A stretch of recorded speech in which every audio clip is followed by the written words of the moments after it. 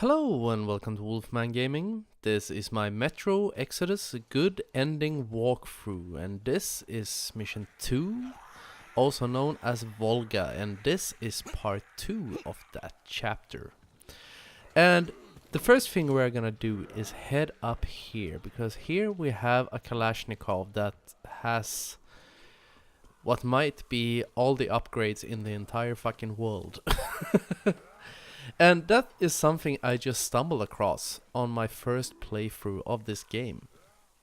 So make sure to strip this or change your Kalashnikov that you have for it. And then we're gonna head to Duke. But after you talk to Duke, make sure to, or I even think there is a workbench in this card. Yes, it's over there on my right. Make sure that you stock up on shotgun rounds and what's called assault rifle rounds. Dismantle any bullets you may have for the pistol that you don't need. Always dismantle bullets for weapons you don't use. That is a great tip, and you can see the beginning here is sped up. That is just because there are 2 mutants that will pop out here, and I wanted to shorten this down a little bit. All in the hunt for making these videos as short as possible so they wouldn't drag on for like forever. But I will not speed up through this entire area. It's just here at the beginning because there aren't very many mutants. And you will come here through the story. And remember the key we picked up in part 1. Well, this is the door where you can use it. And you will see a little transition very soon. Here on this table we have the night vision goggles, which is the last upgrade you will pick up in the Volga level. So now we have all of them. These night vision goggles, by the way, are amazing. And that is the same door I came in through. I looted through that room, and I suggest you do the same, because there's lots of great stuff in there you can pick up, and then you can go on your merry way through this old, I think it's old steel mill or something. And this place, or sections of this place, are jam-packed with mutants, and all of them are those human-like mutants. I think I'm gonna have my first real run-in with them right here. Yes. And here's one of the blue ones. I talked about in part 1 that the blue ones take a significant more amount of ammo before they go down than any other type of these guys. Why this is anybody's guess. I have no idea. I think they might be more evolved or more resilient. They are just more resilient. Why? Because video game, that's why. So always be aware of when one of those assholes show up. I think there are like 3 of them throughout this entire area, which is a good thing. And in this mill, I think it is a mill. I'm gonna refer to it as a mill throughout the rest of this. Throughout the time we spend in here, we are gonna unlock a bonus trophy once again. Because if you have played through the level up to this point, you will most likely, or I know you have, run into the catfish, or the czarfish as the technophobe cult refers to it. Which is a giant catfish that has mutated due to radiation. As they do. And before we leave this place, we are gonna kill it. We are gonna kill their god, because that will unlock a trophy called Fisherman. Which, always, as I said before, always when I can show you how to get a bonus trophy, I try my best. As long as it's not for collectibles. But enough said about collectibles. The less said about them, the better. And this place is one of the few places in this game.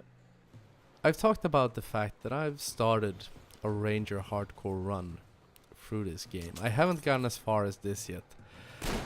as far as I played, I've just beaten the train. I've just stolen it in Moscow and started heading for the Volga level. So this is gonna be the next project on that run.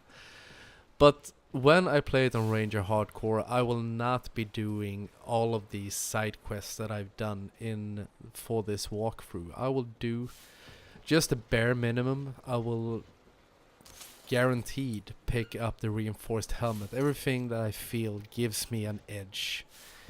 Everything that makes things easier is good to pick up on a run like that. Because I love how Ranger Hardcore seems to work, initially at least. Because I think I've mentioned this before. Enemies pack a brutal punch.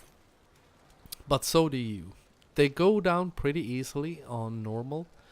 But it feels like your weapon has a higher damage output on Ranger Hardcore, which it should, since resources are minimal on that difficulty. And here's another one of those fucking Smurf fellas. Why won't you just die? But I think a lot of these fights that I'm getting involved in, I haven't tried it myself, but I'll probably try it on Ranger. Or on Ranger Hardcore. Because to get out of this little area, you have to crawl beneath a train car.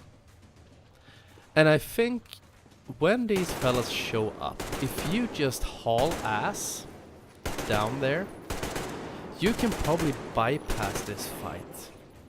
Hopefully. And my weapon just jammed. Thank you very much. And like, that's a cute little detail. You see my barrel is going red from all the firing. One of those details that is often overlooked in games like this.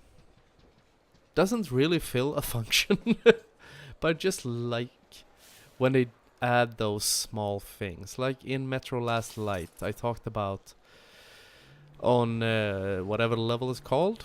Can't remember right now, but when you catch, I think it's called the train or the chase or something like that, when you're chasing a train with Khan, that when you're firing at enemies going on the other track next to yours, you have to aim a little bit in front of them, because else, if you don't, the bullets will miss, because they are moving to your side and you are moving to the side, and if you aim straight at their head, the bullets will miss, because they will have passed that point when the bullet gets... You know what I mean.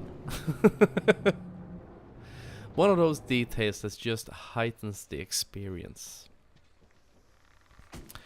And something I want to talk a little bit about. This is actually not Mission 2. The description is wrong. This is in all actuality Mission 3. Because in between these missions, or in between most of them, you play these short sections aboard the Aurora, which is the train you're traveling on. And those sections are just there. They are there for one specific reason, and that is to progress the story of this game. There are no enemies, there are no puzzles.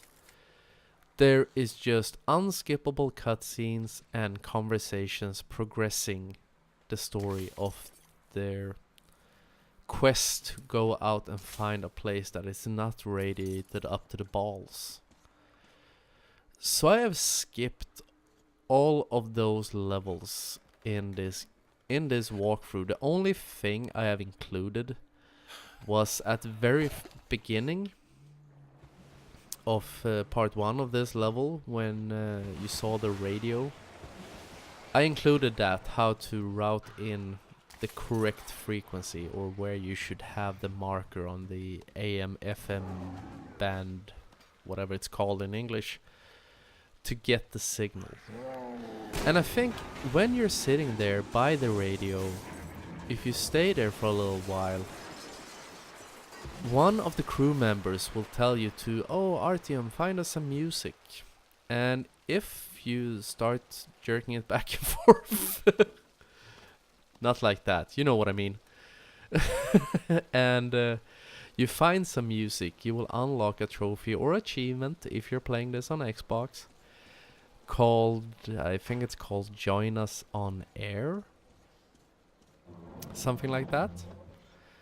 And that is something I probably should have included in this walkthrough, but I didn't. I forgot about it when I was recording, actually. I did unlock it on my first playthrough. But either way, here we go again into battle.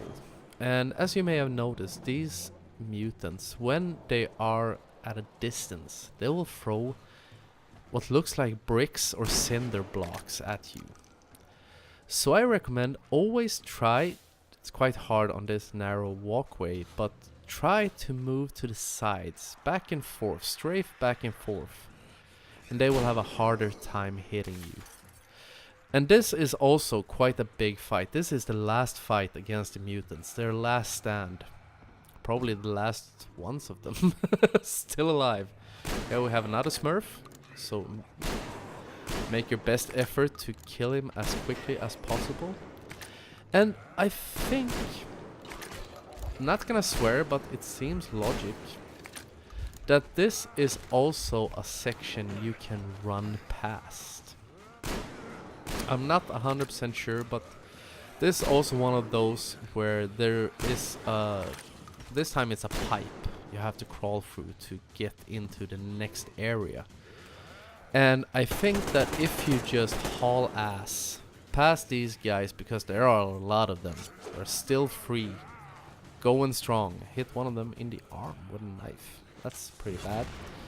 But I throw in a grenade and end that conversation. I win.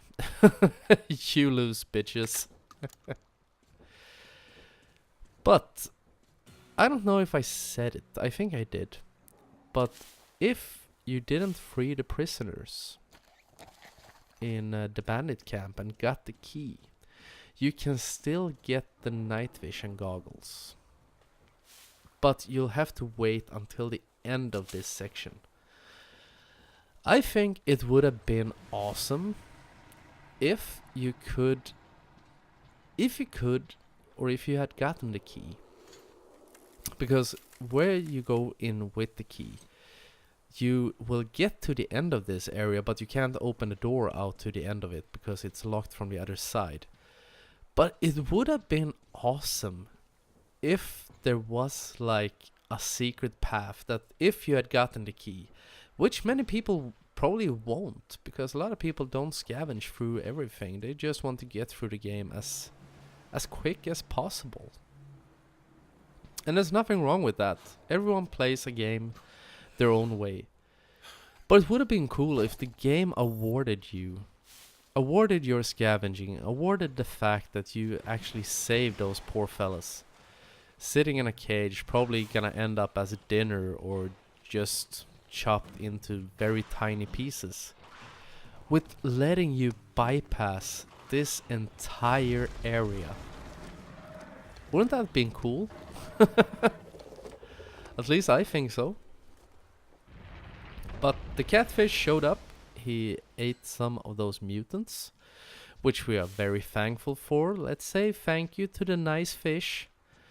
And here you're gonna see some very sad platforming on my part. I was going for that plant fungus like thing because they are worth, I think, 2 chem when you pick them up. And chemicals are used when you clean your weapons. They are used when you create bullets. They are used when you make filters and medkits. Making filters is really expensive. Also, quick note here, on the left side of that big armored door, there is a valve handle that opens it. We are gonna pick up a rail car here. That's why we're here in the first place. But make sure to open it, because I jumped into a rail car and went straight into the door and everything stopped and it was a bit embarrassing and it took extra time. So just open the door before you jump into a rail car. And this is the room I was talking about. there is where we picked up the night vision goggles. So if you didn't get the key, you still get a chance to pick them up. And I've read that you can get these upgrades in different levels than the Volga and the Caspian. I don't know where, because they are the first parts where you can get it. But I read that you can get them in other places if you miss them here. But I have no idea how the fuck you do it. Doesn't matter because I know they're here. But now we're gonna kill the catfish. So the first thing we're gonna do is ring this bell.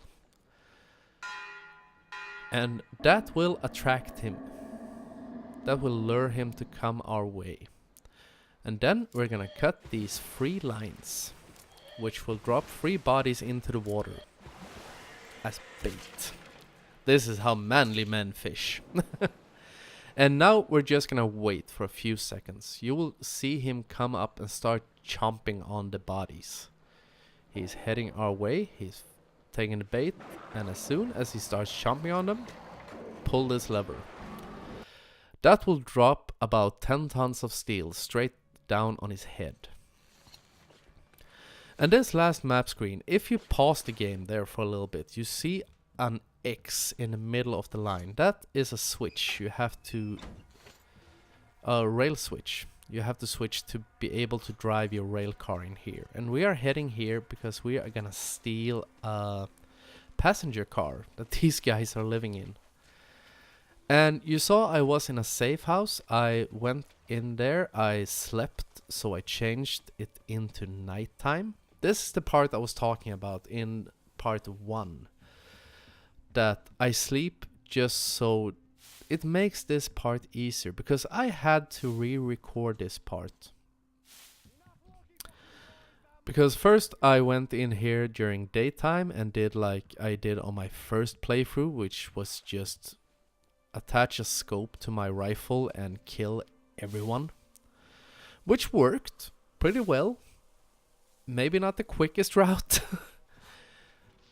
but rather easy. But in the last part of this level, there is a place, I think it is quite a famous bug, that happened to me, and I couldn't get out of it. There is an elevator that I died, and the quick save put me halfway up that elevator shaft, or almost at the top, and I couldn't get out of it. So I'm gonna show you where it is, and I'm gonna advise you to quick save just before. Because my latest quick save was just before I went to this place. Which is my mistake. I recommend you quick save as often as possible. I think they could have included a regular saving system. I don't know why they didn't, but it would have made things easier, because then you could have put saves in strategic points. Not just have a quick save that overwrites as soon as you make a new one. But I'm gonna talk a little bit about the weapons as well. Because in the first part I said that I switched out my pistol for the shotgun. And one of the reasons for that is something they've changed in this game. You can carry 3 weapons at the same time. But one of those 3 weapons is the Tihar, which is a pneumatic rifle. It was in both the previous games. And you cannot switch. You cannot switch out the Tihar for any other weapon. You can just modify it into a Helsing which shoots arrows towards the end of this game. And that is something I am not at all pleased with. I think they... wow. Yeah. I've talked about the fact that whenever you throw knives and shit like that, make sure you hit your target. Don't do like I did. I missed 2 knives, more or less point blank range. I'm so glad you can pick them up. But we have to go in here and open the gate so we can go in and steal the train car with our rail cart. But either way, the Tihar. The Tihar is a decent weapon. Don't get me wrong. It is silent. It is just as silent as a silenced weapon, I think. And it can be used as a pretty decent sniper rifle. Other than that, or if you try to use it as sniper rifle, always go for headshots. If you hit them in the body, or center mass or the arms, it's not powerful enough to kill them. Or at least not in my experience. So if you have opportunities to make headshots, feel free to use it. Otherwise, I don't recommend you do. I am not a big fan of this weapon. I think the Helsing is a bit more powerful, but you only get to use that in the last 2 levels of the game. And in those levels, in one of them we are not gonna kill anyone, and in the other one there are mostly mutants, and against mutants it's not super effective. I think they could have implemented it earlier in the game. But I think, yes, this is where I get spotted. Everything went silky smooth up until that point. But luckily for me, we're so close to the exit, so just, if that happens to you, just haul ass out of there. And I think that maybe if you head back into that safe house and sleep, I know this works on mutants, but they cannot open doors, and I don't think the human enemies can either. But if you go in there and sleep for 24 hours until it's nighttime again, I think the enemies will lose track of you. I don't know if it works, if you can do it so close to an enemy camp when they are aggroed, but I think you should be able to, because they don't follow you out of the camp. But now we're just gonna be quick. We're gonna head straight in and bump into the passenger car. And then we're gonna switch directions and get the fuck out of here. I did that first try. And when you get back to the camp, head up to the little girl and give her her teddy bear back. And Stepan will not talk to you at first. What worked for me was I walked into the train and talked to the gunsmith and went back out. And that triggered Stepan to talk to you. So if you walk up to him and he doesn't trigger, go in and talk to the gunsmith. That will probably make him put you in a state where you can give him the guitar. Also, something else I'm gonna talk about traveling at nighttime with the train. During nighttime there are anomalies, if you remember them from Metro 2033. So it is a good thing to maybe, after you have stolen the passenger train car, if you don't want to risk it, head back into that safe house and sleep until daytime. Because I came really close to an anomaly. He shocked me once, so I survived. If they shock you twice in quick succession and you don't have time to heal in between, it is a kill state. Sadly enough. But this part is really easy. We're gonna sneak through these boats to get to the front of this little, what should you call it, caravan? I don't think it's called that when it comes to boats. And this is also, of course, the second time I use nighttime in this area. I said in the first video that I only used it once, but that was a lie. If you come here during the day, or you come up to Anna, which you will talk to before you head down here, she will advise you that maybe it's better to wait until nighttime. And I suggest you do, because these fellas, even though they have flashlights, they are fucking blind. They are so piss poor at their job, it's amazing. And as long as you don't get straight into the light beam, they will never know you're here. Now we're just gonna wait for this guy to turn around and start walking the other way. So he pisses off. Come on. And then we can head on our merry way. Because we don't want to kill these fellas. All we want to do is steal their lead boat. And I talked about in the first video that the most crucial part of this mission to get Duke to survive is the last part. And it is, because when we get to the base of the technophobes with this boat, we're gonna have to go through that entire area and you can never be spotted. If you get spotted, Duke will be killed and you will negate a trophy called full strength, which is having an intact crew when you get to the end of this game. And there are two similar trophies to Duke. There is one called Damir that we will unlock in the Caspian level, and another one called Alyosha that we will unlock in a later level that I cannot remember the name of right now. And you have to unlock, or you have to have at least 2 of these guys alive and well and kicking for the good ending to trigger. But luckily for us, I have a great path through this area.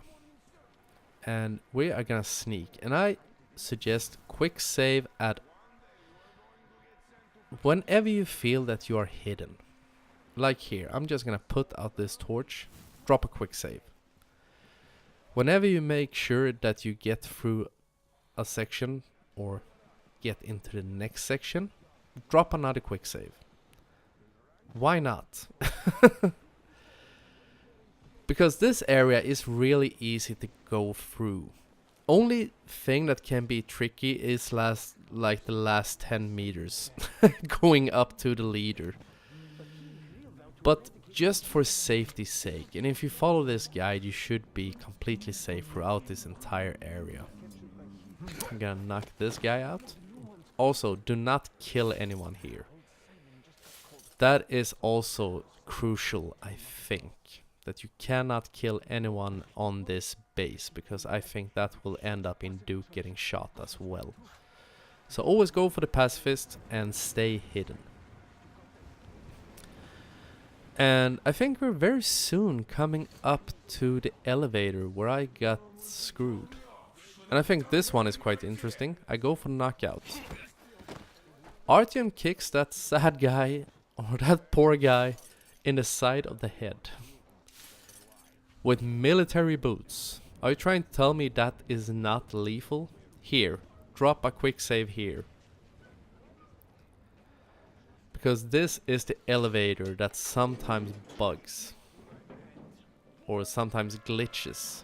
Because I got stuck just below the top level. And I think I've seen videos of people jumping and getting a hold of the edge.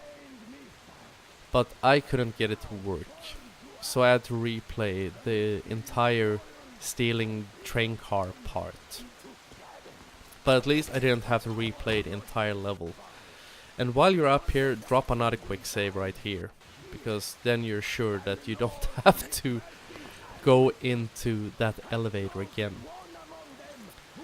And this part right here is something I figured out due to playing Dishonored. Because on my first playthrough I tried going up the stairs and I realized there were too many guards. So I was sitting behind that little board wall thinking, how the hell am I gonna get past this? By the way, right here, stand up for a little bit so you move in closer if he's close to this, so he doesn't run the risk of falling down when you knock him out. But either way, I was sitting there thinking, how the hell am I gonna do this? And I noticed that boat swaying back and forth. And I just thought to myself, could it really be that you can jump into it? Having played Dishonored, you learn to think a lot outside the box.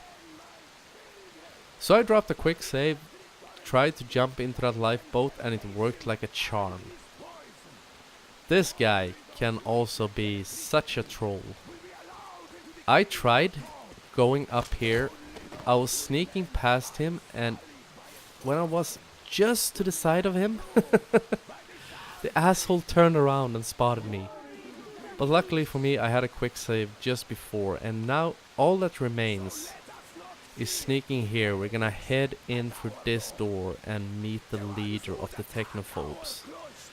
And since we have been nice to his followers, he's gonna let us pass in peace and go on our merry way. And you will unlock the trophy called Duke and be one step closer to your goal, which is your destination, the good ending trophy. But I'm not gonna rant on, I'm just gonna thank you very much for watching, and I will see you again in my next video. So until next time, this is the Wolfman signing off.